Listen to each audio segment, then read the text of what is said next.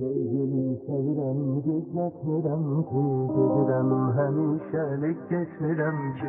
Gel desen tez gelerem. Gözümde canlanır hayalım yıllarda, yürülür kaybolup sana da bana da. Haydi sözsüz önerim.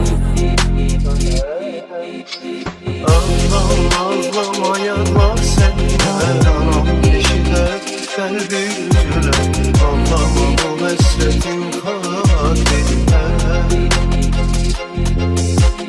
Bulutlar dolarsa yağışlar yağacak, gözümün yaşlarla topağına doyacak. Konuşmasam seninle bir birine.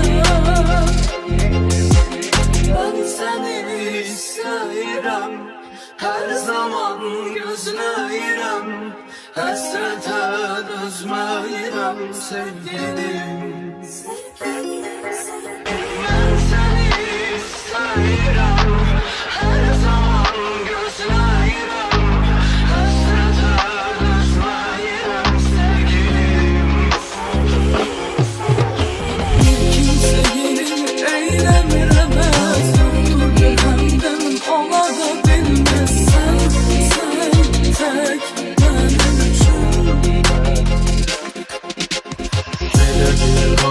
Var ezelden yar, aşığız yarım eşkiyle yaşar. Ben de tek senin için.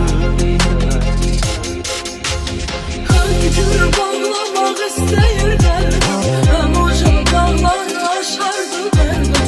Qayıtsın tezliklə mənim yanıma.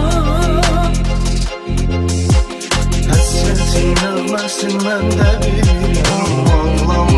Ağlama mən tez gəlirəm. Dönüb çıxmaram mən öz peymanıma. Gel yine evvelki tek, ömrümüz açsın çiçek. Birbirim xoşbaxt edək sevgilim. Gel yine